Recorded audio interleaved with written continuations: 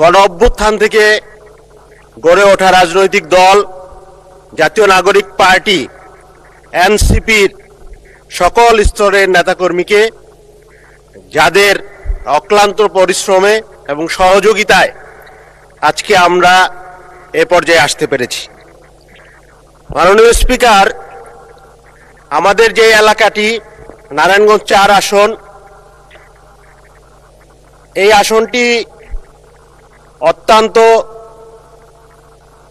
পূর্ণভূমির মতো এলাকা। শাহ ফতেউল্লাহ সিরাজির নামে নামকরণ করা হয়েছে আমাদের এলাকাটি। আমাদের এই এলাকায় মহান মুক্তিযুদ্ধ,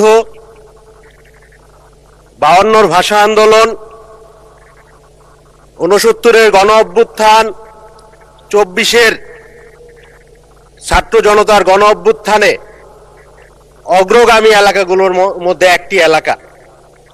এই এলাকার মানুষ সব সময় দেশের রাজনীতিতে, অর্থনীতিতে, দেশের যে কোনো সংগ্রামে সবার শুরুতেই অংশগ্রহণ করেছে।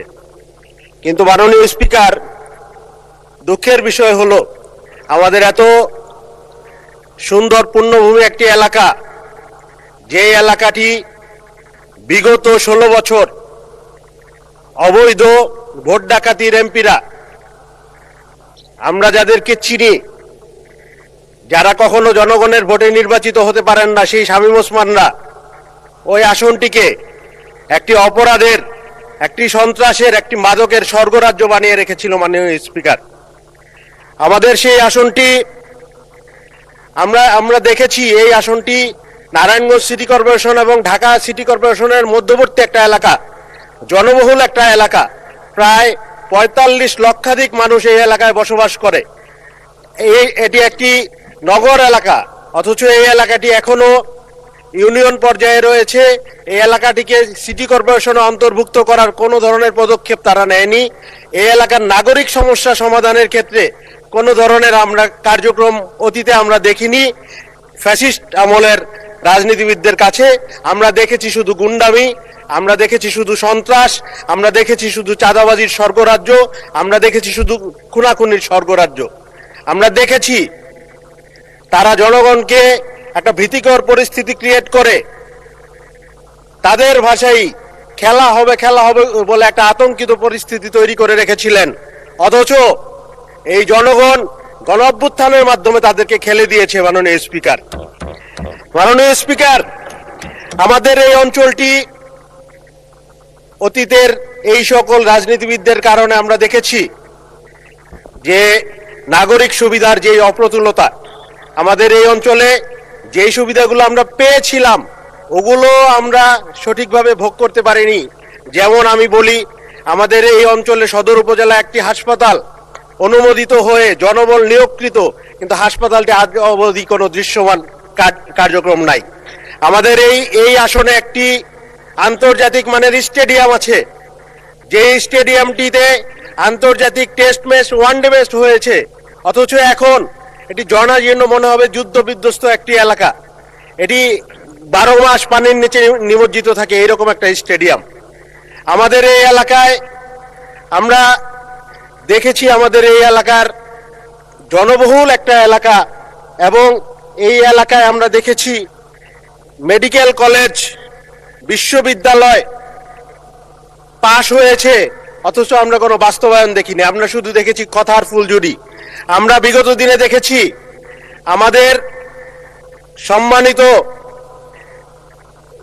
সংসদ সদস্যরা কথার ফুলঝুরি দিয়ে এই এলাকা সিঙ্গাপুর, মালয়েশিয়া বানিয়ে ফেলেছেন, অথচ এই এলাকাটিকে একটি অনুন্নত পশ্চাৎপদ জনপদে পরিণত রেখেছেন। মাননীয় স্পিকার, সেই এলাকার জনগণ একটি পরিবর্তনের লক্ষ্যে আমাকে নির্বাচিত করেছে। সেই সাথে গণ অভ্যুত্থানের আশা আকাঙ্ক্ষা ধারণ করা তরুণ প্রজন্ম আমাকে নির্বাচিত করেছে। তাদের পক্ষ হয়ে আমি কিছু কথা বলতে চাই এই মহান সংসদে। মাননীয় স্পিকার, গণ অভ্যুত্থানের পরে আমরা ভেবেছিলাম ঐক্যবদ্ধভাবে একটি সুন্দর বাংলাদেশ আমরা গড়ে তুলব, কিন্তু আশঙ্কার সহিত আমরা দেখছি যে সংস্কার থেকে শুরু করে যেই সকল ব্যাপারে আমরা একমত হয়েছিলাম, সেই সব ব্যাপারে রাজনীতিবিদদের বা সরকারি দলের এক ধরনের অনীহা আমরা দেখছি মাননীয় স্পিকার। আমরা শুধু দলীয়করণ না, আমরা বিসিবিতে দেখলাম পরিবারকরণ হচ্ছে। আমরা দেখেছি ব্যাংকগুলোতে, আমরা দেখেছি বিশ্ববিদ্যালয়ে, আমরা দেখেছি সরকারি প্রতিষ্ঠানগুলোতে বাংলাদেশ ব্যাংকে দলীয় ব্যবসায়ীকে নিয়োগ করা হচ্ছে মাননীয় স্পিকার। এই ধরনের পরিস্থিতি আমরা দেখে আমাদের মনে আশঙ্কা জাগে যে বিএনপি অতীতে গণতান্ত্রিক আন্দোলনে সবসময় মাঠে ছিল, কিন্তু ক্ষমতায় আসার পরে আমরা দেখেছি মাগুরার নির্বাচন, ক্ষমতায় আসার পরে আমরা দেখেছি ফেব্রুয়ারির 96-এর নির্বাচন, ক্ষমতায় আসার পরে আমরা দেখেছি যে তারা কিভাবে কেয়ারটেকার সরকারকে ম্যানিপুলেট করার জন্য বিচারপতির বয়স বাড়াতে চায়। ওই ধরনের পরিস্থিতিতে আমরা আবার যেতে চাই কিনা, এই ধরনের একটা আশঙ্কা আমাদের জাগে মাননীয় স্পিকার। মাননীয় স্পিকার, একটু সময় বাড়িয়ে দেওয়ার অনুরোধ করছি, যদি সম্ভব হয় আমি আমার কথা চালিয়ে যেতে চাই। মাননীয় সদস্য 1 মিনিট বৃদ্ধি করা হলো। স্পিকার, মাননীয় স্পিকার, আমরা দেখছি এই দেশে এখনো আইন শৃঙ্খলার অবনতি ঘটে চলছে। মাননীয় স্পিকার, আমরা দেখছি আমার নারায়ণগঞ্জে স্বেচ্ছাসেবক দলের পরিচয়ে একজনকে গুম করে হত্যা করে লাশ বেওয়ারিশ হিসেবে দাফন করা হয়েছে, অথচ তার বিরুদ্ধে আইন শৃঙ্খলা বাহিনী কোনো ব্যবস্থা নিচ্ছে না। মাননীয় স্পিকার, আমরা দেখছি এই দেশে, আমরা পার্লামেন্টে এসে দেখি এবং শুনি, আমরা দেখি যে এখানে তেলের কোনো অভাব নাই।